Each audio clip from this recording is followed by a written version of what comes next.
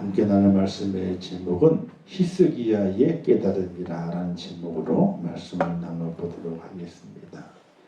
사람이 살면서 조금씩 깨달아 간다는 것은 참으로 중요합니다. 그러나 문제는 일찍 깨달아야 함에도 불구하고 진정한 깨달음은 경험한 이후에야 얻어지게 되니까 참으로 안타까운 일이죠.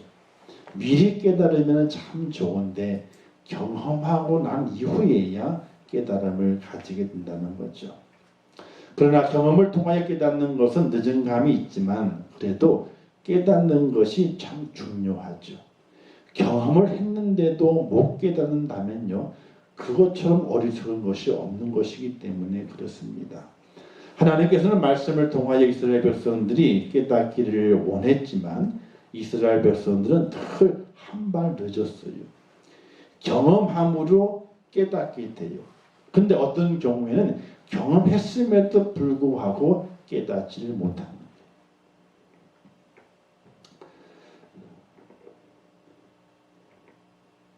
물고기 IQ가 얼마라고요?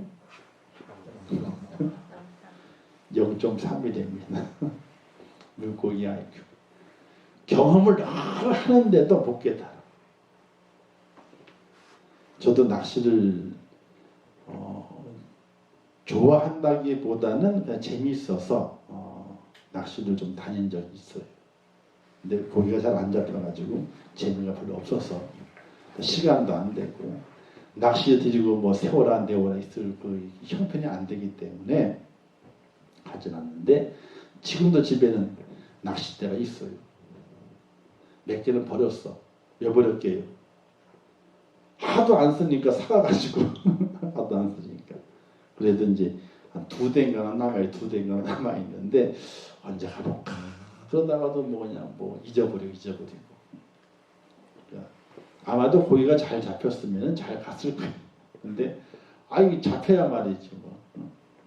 잡히는 투자보다는 차라리 그냥 고기가 사 먹는 게 더 훨씬 편하다는 생각이 들어가지고 이제 가지 않는데 좀 다닐 때에 보게 되는 망둥어 낚시가 있어요. 망둥어 낚시가. 그건 재밌잖아요. 잘 잡히니까. 그냥 너무 잡히잖아요. 그런데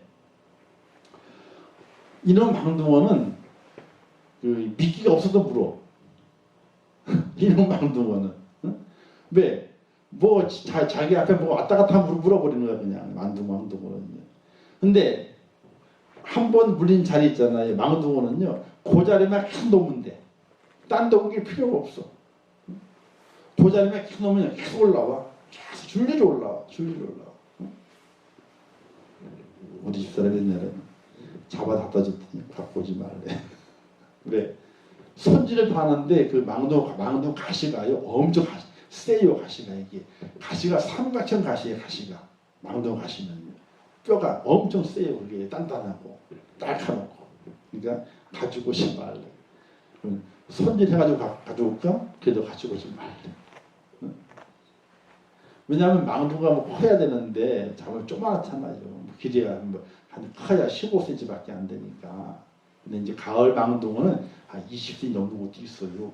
월척 망둥어는요. 근데 넣는데 이런 망둥어는 넣은 자리만 딱 넣으면 나오는 거예요. 그냥 나오는 거예요. 미끼가 없었던 물어. 그래서 망둥어 낚시는 낚시가 아니라고 그래요. 그건 낚시도 아니라는 거예요. 미끼도 아무거나 끼워도 넣어도 무는 거야 그냥. 오직한 미끼가 없이도 물을까 그냥. 그러니까 물고기는 IQ가 몇이라고요? 0.3. 근데 이 IQ 0.3인 물고기와 똑같은 사람이 누구냐면 이스라엘 백성들. 그들은 경험을 했음에도 불구하고 몰라. 아니 알고 있음에도 불구하고 또 똑같은 그 길을 걸어가. 이게 IQ가 0.3밖에 안 되는 물고기와 똑같은 백성의 모습이거든요. 그럼 오늘 우리는 안 그런가? 우리도 똑같이 IQ가 몇이에요? 0.3이에요. 그러니까 누가 IQ가 좋은지 안 좋은지 뭐 따질 필요도 없어. 다 0.3이에요. 하나님 앞에서.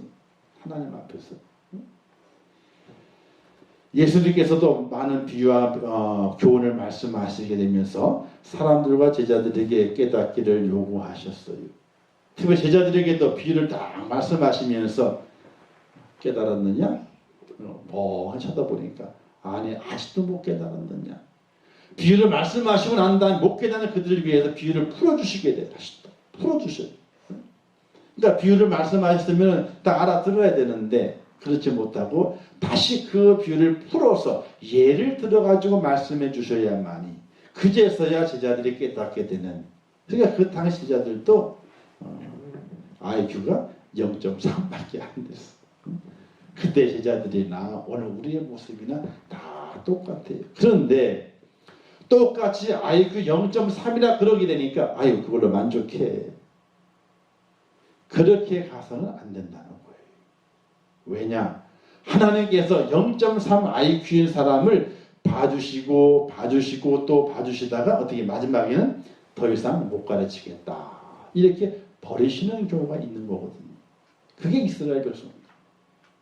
하나님께서 가르치시고 교훈하시고 경험하게 하셔가지고 알게 하심에도 불구하고 계속 못 깨달으니까 버리시는 거예요.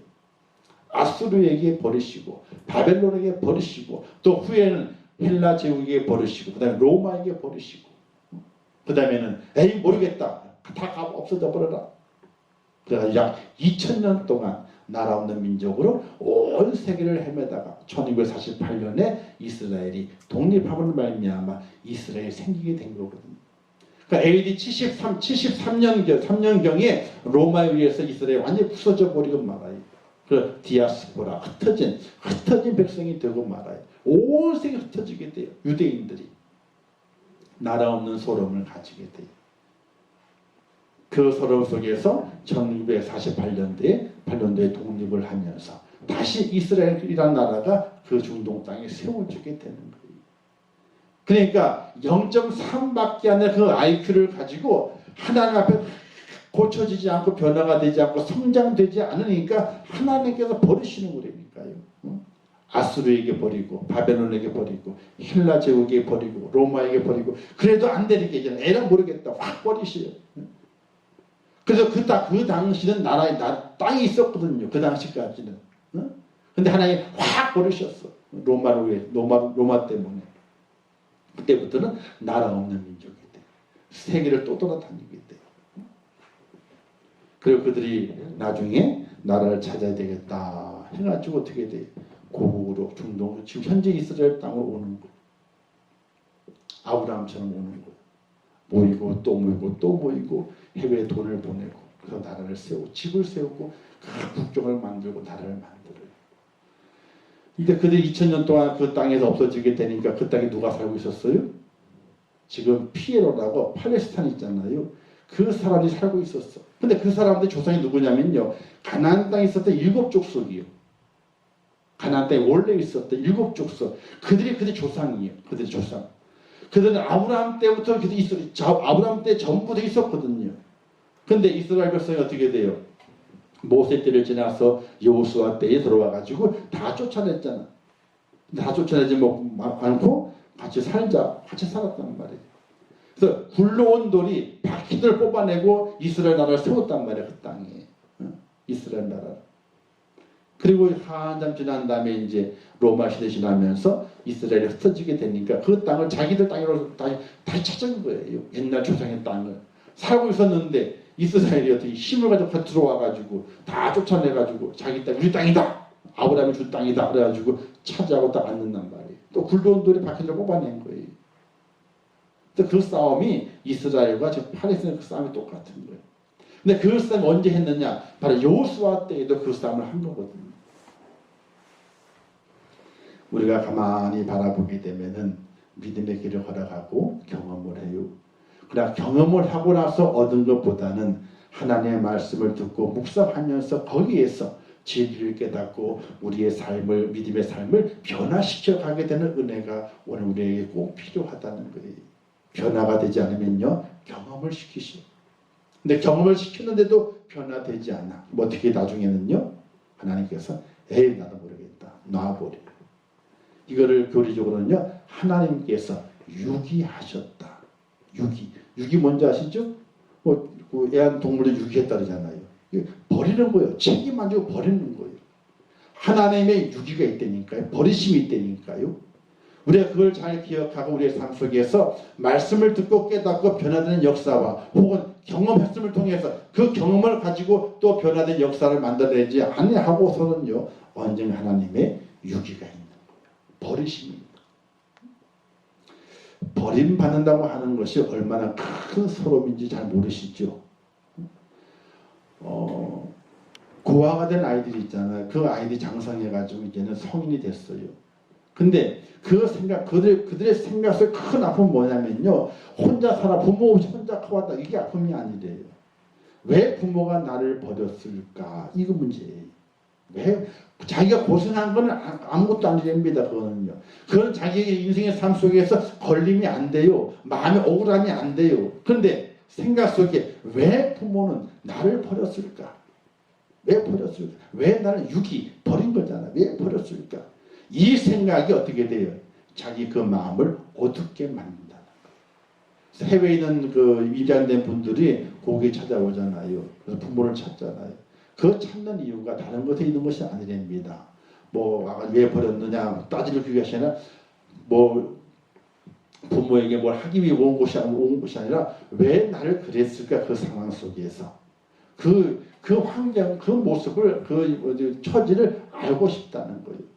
정말로 왜 나를 버리셨는가? 그 처지를. 이 버림은 참으로 안타까운 것이거든요. 바로 하나님께서 이스라엘 백성들을 버리시는 놀라운 하나님의 그 심판의 모습이 있게 되는 걸 볼 수 있게 되는데, 오늘 말씀을 통해서 히스기야의 깨달음이 있어요. 오늘 보면 등장하는 인물은 히스기야 왕입니다. 그는 아버지 아하스의 모습을 보고 깨달음을 얻어서 하나님 앞에 당대의 가장 정직한 왕이라고 하는 칭찬을 받는 왕이 됐어요. 히스기야 왕에 대해서 우리는 알고 있게 되는데, 이사야 선지자 시절에 두 번이나 큰 사건이 있게 됐죠. 아수르가 침략한 사건이 있게 됐고, 자기가 병들어 죽게 된 사건이 있게 되잖아요. 그런데 하나님의 기도함을 말미암아 아수르 군대를 물리치게 되고, 자기의 병도 나아서 생명을 15년이나 연장을 받게 되는 은혜를 있는 경험을 가지고 있는 기적을 체험한 유명한 왕이라는 것을 우리가 알고 있습니다. 근데 그가 아버지 아하스의 뒤를 이어서 25살에 왕위에 올랐어요. 왕위에 오른 다음에 나라의 형편을 가만히 보게 되니까 맨날 전쟁이 얻어 터지거든. 아수르에게 짓밟히게 되고 주변 나라에 짓밟혀가지고 백성들이 날마다 나라 전쟁 때문에 씨름하고 사람이 죽어서 슬퍼하고 고통받는 백성들을 그 눈에 그때서야 보여주게 되는 거예요. 아버지가 왕일 때는 그게 안 보였지만 자기가 왕이 되니까 그 모습이 보여지게 되는 거예요. 왜 이 나라가 이렇게 됐을까? 왜 내 백성들이 고통을 당하고 왜 내 백성들이 죽음을 당할까? 그리고 그들이 잘 사는 비결이 어디에 있을까? 이걸 그제서야 왕이 된 이후에야 찾게 되는 히스기야의 모습을 발견해 보게 돼요. 10절 이런 말씀이 있고 10절에 보게 되면요, 이제 이스라엘 하나님 여호와와 더불어 언약을 세워 그 맹렬한 노를 우리에게서 떠나게 할 마음이 내게 있노니. 히스기야가 얘기하는 거예요. 이스라엘 백성들이 많이 고통을 당하거든요. 그 고난을 보게 되니까 하나님이 주신 거예요. 하나님의 적군이 쳐들어오게 한 것도 하나님이시고, 이스라엘 백성 고통을 당하게 하신 것도 하나님이시오. 그리고 가만히 관찰해 보게 되니까 왜 그런 고난과 역경이 다가오는지 발견된 거예요.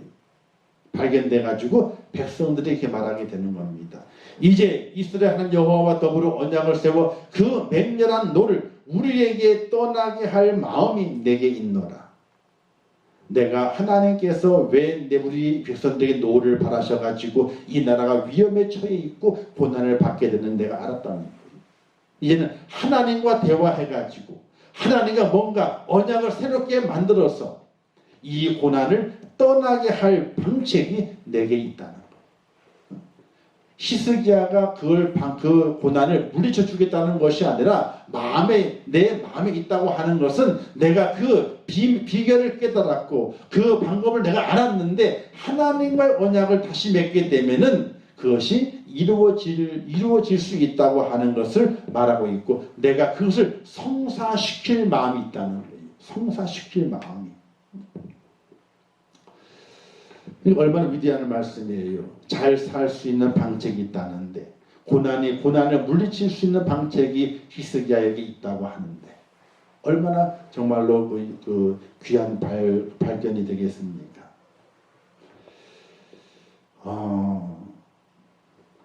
히스기야는 그 이스라엘 백성들이 왜 이렇게 이방 나라들에게 비웃음을 당하고 고난을 당하고 예루살렘이 두려움과 놀람에 떨고 있고 주변에 있는 많은 민족들에게 비웃음거리가 되고 있고 우리 열조가 칼에 엎드러지고 우리 자녀와 아내가 잡혀갔는가 여기에 대해서 많은 고민을 했을 줄 알아요.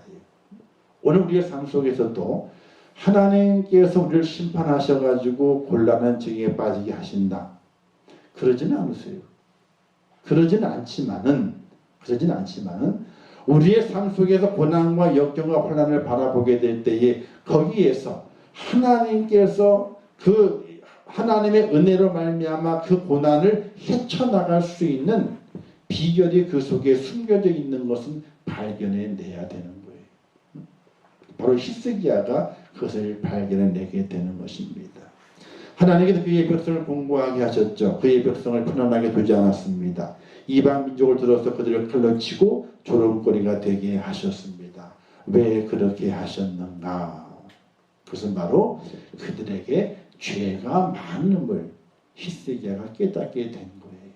하나님 그와 같이 심판의 노를 바라시고 이웃들에게 이방 민족들의 비웃을거리가 되게 만들었던 그 이스라엘 백성들에게 무엇이 많았는가? 죄가 많음을 아셨다는 거예요.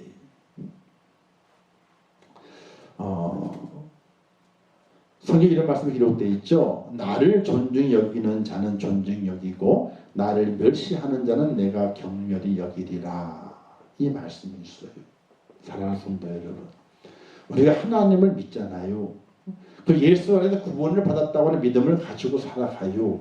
이 땅에 살지만은 천국 시민이 돼가지고 내가 지금 천국 백성이 돼서 그 날 향해 달려가고 있다고 하는 믿음을 가지고 오늘 살아가고 있는 거예요. 그러면 그 하나님을 하나님 되게 존중히 여길 수 있는 믿음이 필요해요. 하나님을 하나님 되게 만드는 은혜가 내게 필요하다는 거예요. 근데 하나님을 멸시하게 되면은 어떻게 되겠어요? 내가 하나님의 은혜 가운데 구원을 받고 예수 그리스도 안에 구원을 받아 천국 백성이 되었는데 나를 그렇게 천국 백성이 되게 만드셨다고 하는 그 믿음을 내게 주신 그 하나님을 내가 멸시하고 존중히 여기지 않는다면 그건 뭐가 안 맞잖아요. 그죠? 뭐가 안 맞는 거예요. 근데 우리의 삶을 돌아보게 되면은 멸시하며 살아가는 순간들이 너무나 많이 있는 거예요. 안 그럴까요? 자, 한 예를 들어볼게요.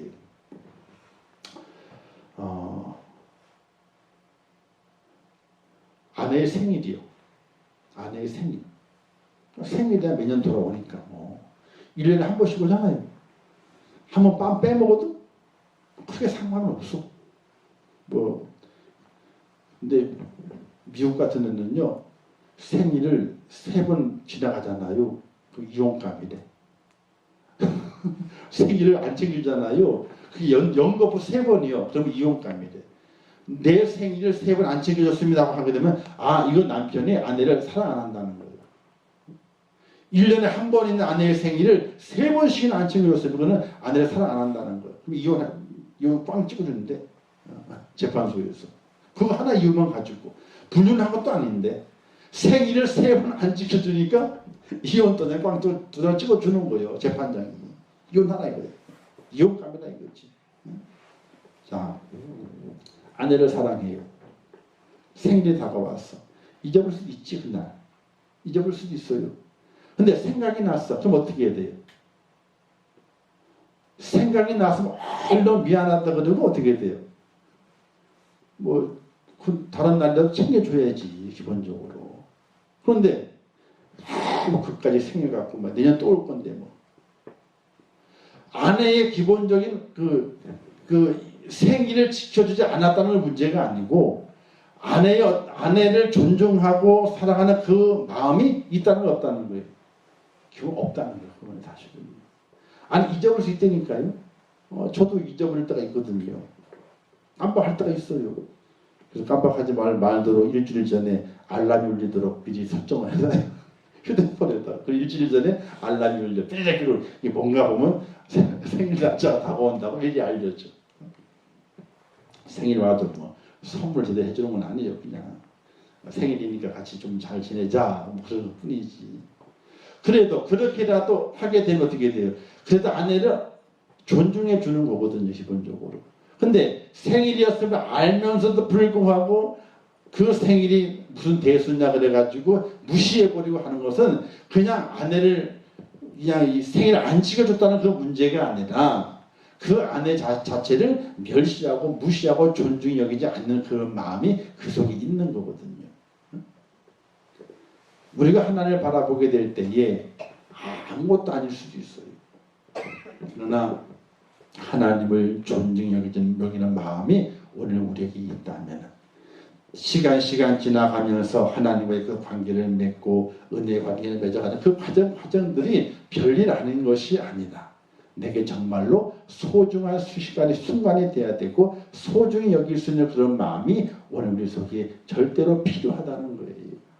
하나님께서는 수양의 기름이나 뭐 피를 내가 좋아하는 줄 아느냐, 고깃돌을 좋아하는 줄 아느냐, 그거 안 좋아하신대요. 너가 나를 얼마나 사랑하는지, 내가 말하는 말에 대해서 얼마나 순종하고 있는지, 내가 그것을 보기를 원한다는 거거든요.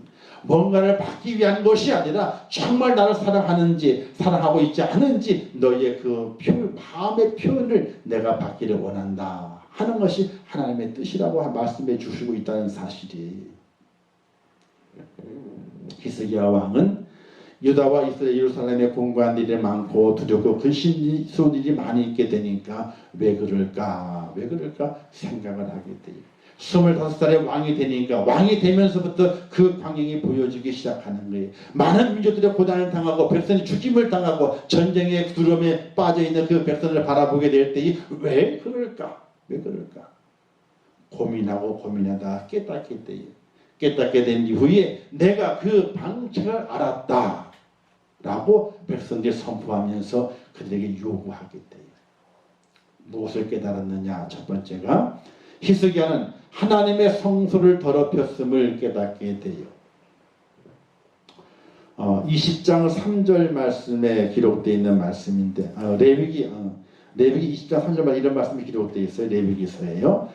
나도 그 사람의 진노하여 그를 그 백성 중에 끊으리니 이는 그가 그 자식을 몰래게 죽어서 내 성소를 더럽히고 내 성을 욕되게 하였습니다. 이렇게 말했는데 아하스 왕 때, 자기 히스기야 아버지 아하스 왕 때에 어떤 일이 벌어지게 되면요, 그때는 아수르가 강대국이었어요. 그 아수르가 잘 되는 것을 바라보면서 그가 아버지가 다메섹으로 놀러를 가, 구경을 가요. 다메섹 지역으로 딱 지역에 가게 되니까 뭐가 있어요? 다메섹에 큰 재단을 그렇게 잘 만들어놨어.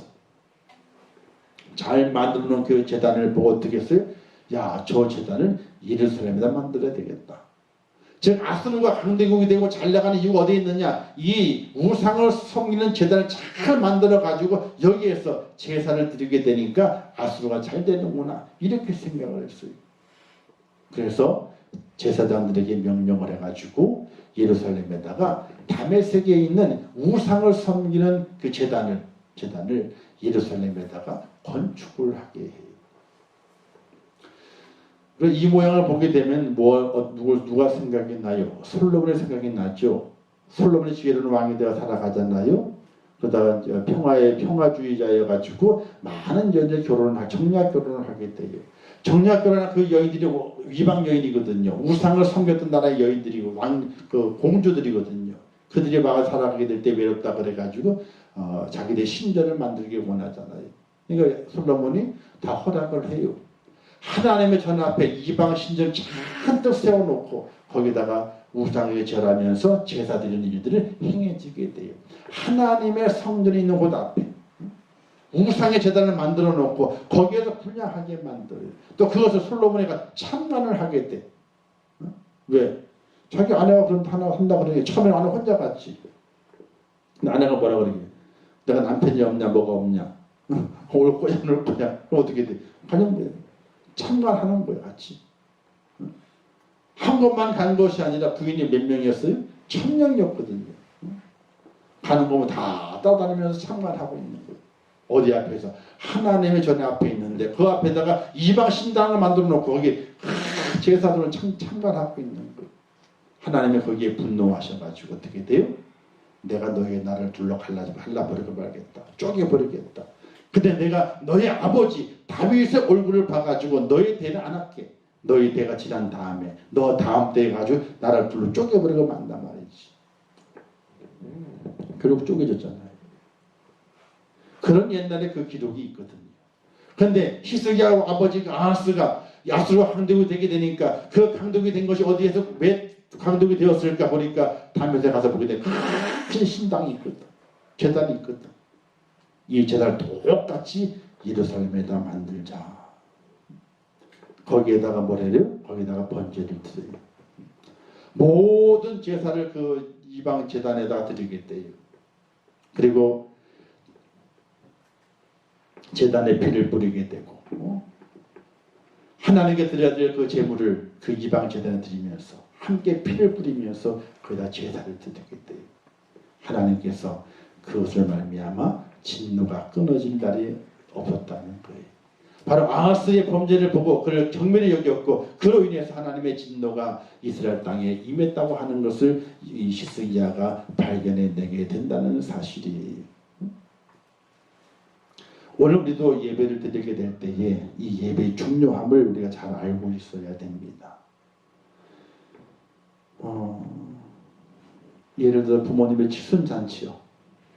예를 들어서 칠순잔치를 하고 있는 거예요. 그런데 아들들이 그 칠순잔치에 와가지고 술 먹고 표 마시고 난장을 펴. 칠순의 주인공은 누구예요? 칠순을 맞이하신 부모님이 주인공이잖아요. 그죠? 그러면 그 주인공이 그 부모님, 그 아버님이든지 어머님이든지 그분의 마음이 편하고 기분이 좋게 만들어줘야 되는 게 자식의 도리거든. 근데 거기서 뭘 하는 거예요? 자식들이 자식잔치를 하는 거예요. 이거는 사실은 부모님을 부모님 댁에 모시지 못하는 거거든요. 부모님의 잔치가 되게 만들어야지 자식 잔치가 되어서는 안 되는 거거든요. 바로 그와 같은 모습과 똑같다는 거예요. 아하스 왕이 하나님의 전이 있는 곳 앞에서 이방신의 제단을 쌓아놓고 거기에서 제사를 드리면서 하나님께 드릴 번제를 가져다가 여기도 드리고 여기 드렸던 걸 이리 옮기기도 하고 왔다리 우리가 예배를 드리는 게 마찬가지예요. 예배는 하나님께 드리는 거거든요. 그래서 그 예배 순간순간 우리가 모든 걸 집중해야 되고 시간을 집중해야 되고 마음을 집중해야 되고 모든 순간 집중을 해야 돼요. 찬양과 기도와 말씀 모든 곳에 집중을 해야 돼요. 다른 곳에 흐트러짐이 있으면 안 되는 거예요. 근데 요즘은 참 큰 대교회 흥교인의 목사님들도 설교하다가 있잖아요. 혀를 찰 만한 일들을 많이 본대요. 성가대석에 젊은 성가대원들이 있잖아요. 설교하다가 가만히 성가대를 다 봤대 우연히. 근데 다 뭘 들여다보고 있어요? 얼마나 급한 일이 있는지 휴대폰 보고 있대. 문자를 열심히 알고 있대. 카톡하느라고. 아니 성가대원이면은 코앞에 있지 않으면 코앞에 사실 바로 착수면 알잖아요. 우연히 설교하다가 우연히 성가대원을 보고 얘기하는데 저걸 얘기를 해야 돼 말아야 돼. 근데 전체 교인들 어떻게 돼요? 분위기 때문에 얘기를 못하고 가만히 봤더니 뭐 급한지 얼마나 업무가 급한지 막 문자를 치고 있다는 카톡을 치는지 뭘 치는지 속으로 그랬대요. 얼마나 업무가 급하고 큰 돈이 오가는 일이면은 저렇게 예배 시간에 하나님 말씀 듣는 건 뒷전이고 그렇게 문자를 치고 있을까? 분명히 업무일 거야.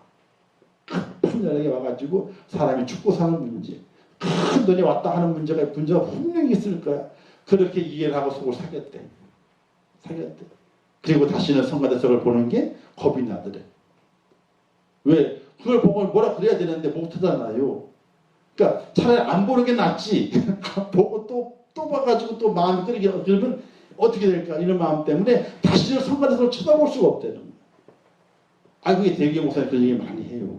세미나 같은 거 보게 되면은 여러분들 교회는 안 그래요? 그러면서 물으면서 아이고 우리 교회는 내가 성가대성을 쳐다보지 못한다고. 성가대성. 성가대는 한 100여 명 두고 있는 큰 교회잖아. 예대교 같은 데는요. 큰 교회잖아요. 근데 쳐다보지 못하는데 왜? 그거 한번 보고 난 다음에 들은 성가대성을 보기가 싫대.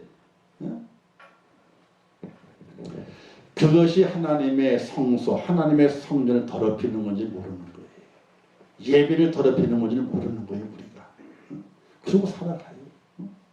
옛날 같으면요, 옛날 목사님들은 당장 뭐하는 짓거리냐고 제가지고 이렇게 보면 혹끊어내잖아요. 그러면 그때 혹끊어내자가 어떻게 돼요? 아이고, 무슨 잘못하셨어요. 다시 안 그럴게. 그 교회 나와. 지금은. 목사님 인격이고 또 어떻게 보면 그냥 안 나오잖아요. 그러면 어떻게 돼? 목사님 뭐 자기는 안 그런가 보 시작해가지고 그냥 목사님 인격이 어떻고 뭐 어떻고 저렇고 옷을 뭐 그렇게 입어 어떻게 목사님 옷을 그렇게 입어가지고 이 패션도 모른다 그러고 말이지. 잘고 가게 되면 목사님 사치해가지고 그냥 뭐 옷을 착지 멋있는 맨날 비싼 옷만 메이크업 입고 다닌다 그러고 목사가 하기 힘든 거예요. 메이크 입으면 메이크 입었다 그러고 또 싼 거 입으면 싼 거 출입근에 싼 거만 입고 다닌다 그러고 또 평범한 입고 다니면 또 평범한 입고 다닌다 그러고 세련돼 입고 다니면 목사가 말이지 기도는 안 하고 그냥 세상 유행 쫓아가지고 뭐 패션만 찾아다닌다 그러고 어떤 장단에 맞춰요? 자, 그런 게 많다 그러는 거예요. 뭔지 아시겠죠?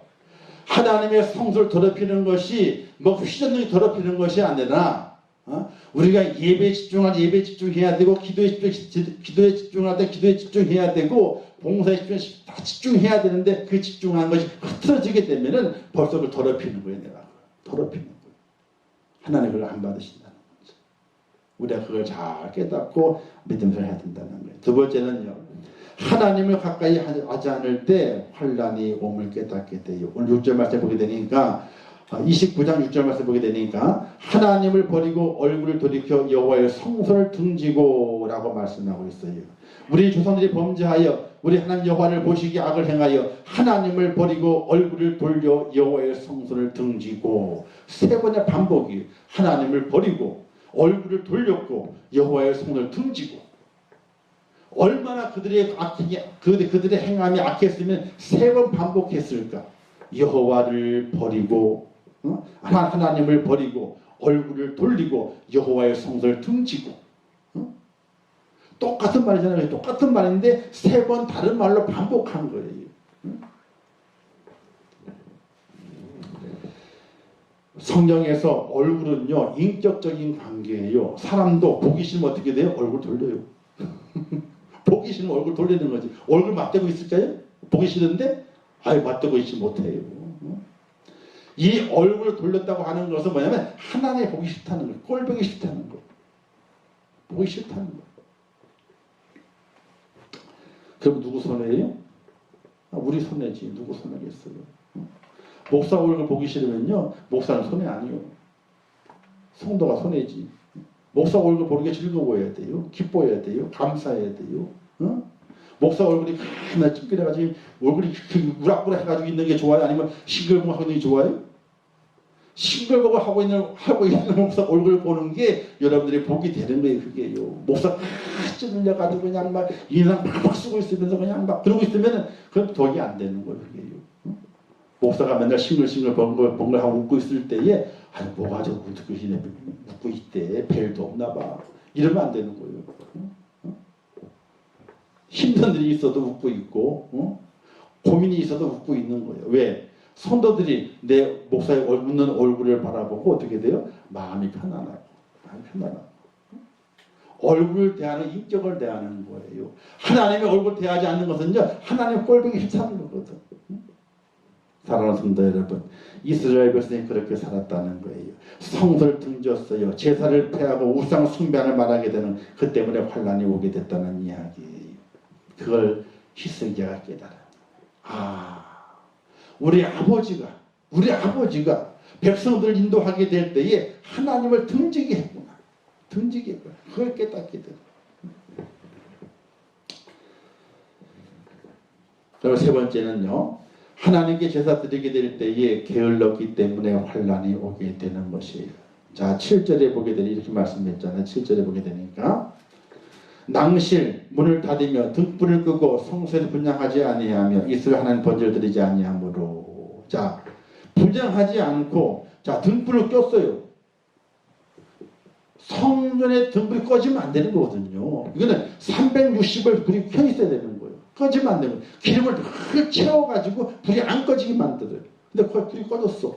기름을 안 채운 거지. 게으른 거예요. 그 다음에 성소에서 분향하지 않아. 늘 하나님 향해 올라가야 돼요. 기도 향해 올라가야 돼요. 분향, 향을 피워 올라가야 되는 거예요. 근데 그렇게 향이 꺼졌어. 그리고 이스라엘 하나님께 번제를 드리지 아니하고. 번제는 뭐냐? 매일 드리는 번제예요. 일이 있을 때만 드리는 것이 아니라 매일 번제를 드려요. 아침 제사, 정신 제사, 저녁 제사. 제사 3번 이루어지게 돼요. 쭉 제사를 드리게 되는 거예요. 늘 번제단에 제물이 올라가서 불이 타올라와야 되는 거예요. 근데 그걸 하지 않는다는 거예요. 하나님께 드리는 그 제사가 끊어지는 거예요. 이건 바로 엄청난 영적 게으름을 이야기하게 됩니다. 오늘의 한국 성도들이 영적 게으름이 많아요. 예배하지 않아요. 기도하지 않아요. 찬양하지 않아요. 헌신하지 않아요. 하나님 진정한 감사를 드리지 않아요. 많이 게을러졌어요. 많이. 이제는 더 이상 게을러질 건덕지도 없을 정도로 게을러졌어요. 이걸 하나님께서 기뻐하실까? 기뻐하지 않는다는 이야기. 그 옛날에 우리 믿음의 성도들, 믿음의 선배들 어땠습니까? 먹고 살 게 없어도 하나님 전에 올라와요. 죽을 뻔히 걸렸어도 하나님 전에 올라와요. 다 죽어가지고 가만히 떼기를 끌고 안고 있으면서도 하나님 전에 올라와요. 왜? 그 전에 가야 산다는 거예요. 내 몸은 죽지만은 내 영은 산다.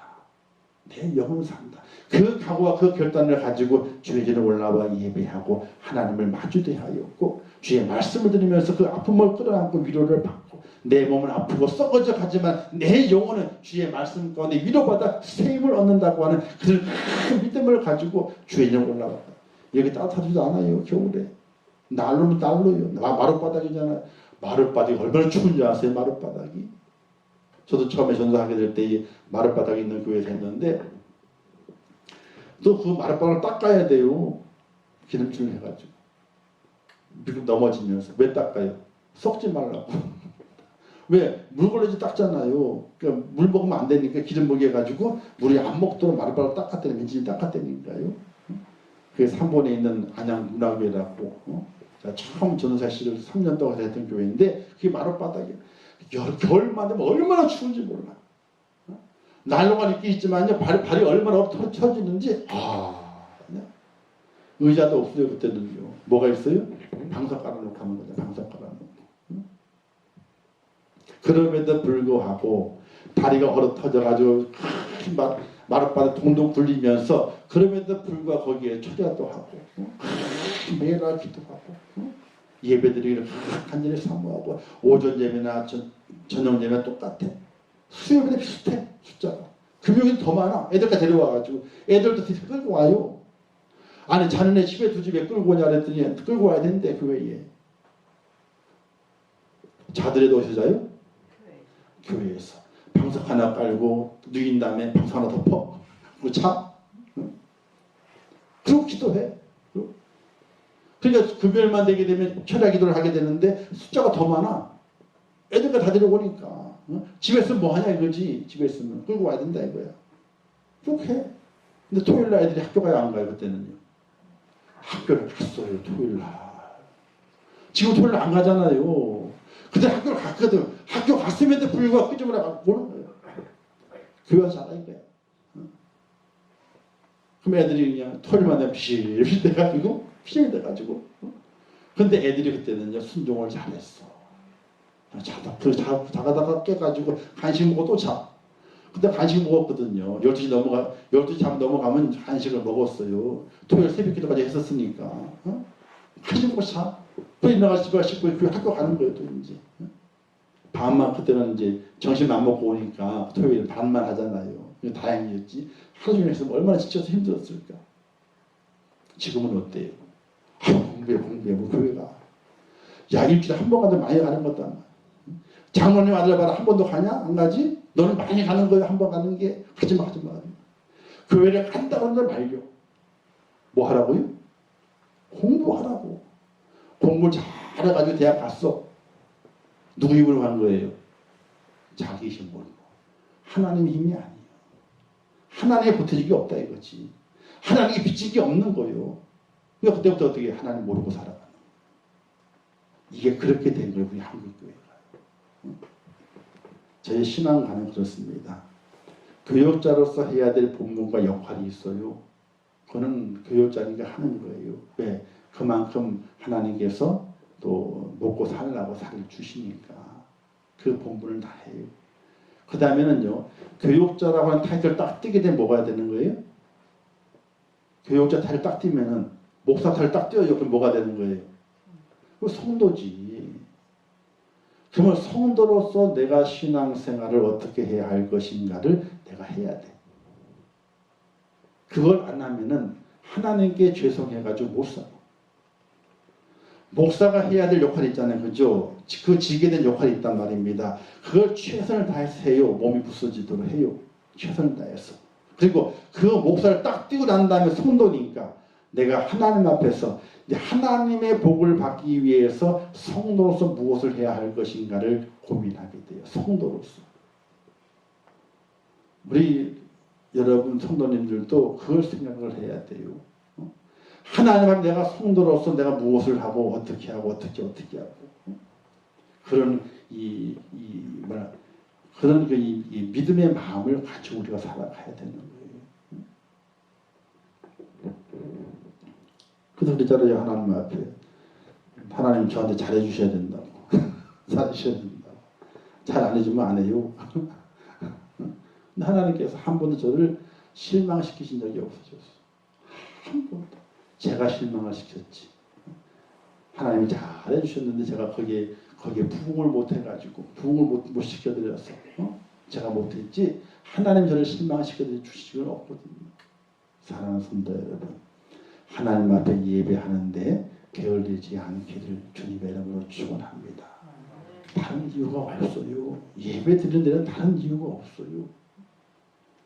지금 영상으로 예배 드리시는 분도 계시겠는데 어느 곳에든지 정말로 하나님의 인재가 있는 곳이라는 믿음과 마음을 가지고 예배할 수 있어야 돼요. 성전 예배도 마찬가지고 있는 초서 예배도 마찬가지고. 그러나 더 중요한 것은 성전 예배가 중요해요. 비대면 예배를 하는 것은 이 성령이 없어요. 하나님을 대면하여 제사했다 하는 것이 나오지 비대면이 없어요. 사실은. 오늘 시대를 살아가면서 2021년 살아가시게 될 때에 히스기야의 깨달음을 잘 깨닫기를 주님의 이름으로 축원합니다. 이스라엘의 고난과 환난이 왜 왔는가? 아버지의 잘못된 모습들을 다 깨닫게 돼. 그래서 아버지가 잘못했던 것들을 히스기야가 다 없애버려. 주상들을 다 부셔버리고 다메섹에 똑같은 지었던 예루살렘 산당을 다 치워버리고 다 없애버려요. 그리고 하나님의 예배를 회복하게 돼요. 그러자 하나님께서 아수르의 위기 속에서 그들을 건져내시게 되고 하룻밤사이 18만 5천 명을 한데 다 죽여버리셔가지고 이스라엘을 구원해내시게 되고 자기 인생의 고난이 왔을 때 질병의 고난이 왔을 때 기도하게 되니까 내가 너를 낫게 하리라 하고 15년 동안이나 생연장시켜 주시게 되는 기적을 베푸시게 되거든요. 깨달음을 가지고 실천하게 되니까 하나님이 기적을 베푸시는 거예요. 오늘 우리들도 2021년을 살아가게 될 때에 하나님의 말씀을 깨달으세요. 깨달은 다음에 그 깨달음을 가지고 하나님이 기뻐하시는 것을 실천하세요. 그럼 하나님께서 우리에게 기적을 베풀어 주신다는 사실이에요. 그래서 2021년도 살아가시게 될 때에 하나님의 기적을 맛보고 하나님 놀라운 그 축복의 은혜를 맛보면서 이 땅에 승리하는 축복자가 꼭 될 수 있기를 주님의 이름으로 축원합니다. 기도하겠습니다. 하나님 아버지 은혜를 감사합니다. 오늘도 말씀을 깨닫습니다. 히스기야의 깨달음을 저희가 알게 하옵소서. 히스기야는 그 아버지가 정말 하나님 앞에 너무나 잘못하여 그 백성들이 고난을 당하고 환난을 당하고 죽임을 당하고 노예로 팔려가고 하는 그런 광경을 바라보면서 아버지의 그 잘못을 깨닫습니다. 그 아버지는 성소를 더럽혔습니다. 그 아버지는 하나님을 가까이 하지 않았습니다. 그 아버지는 하나님께 제사 드리는 것을 게을리했습니다. 이로 인하여서 그 민족이 고통을 당하고 어려움을 당했다는 것을 그가 깨닫게 됩니다. 이제 그는 변화됩니다. 새로워지기로 마음을 다집니다. 그 더럽혀진 그 성소를 깨끗하게 청소합니다. 우상의 제단을 다 밀어버립니다.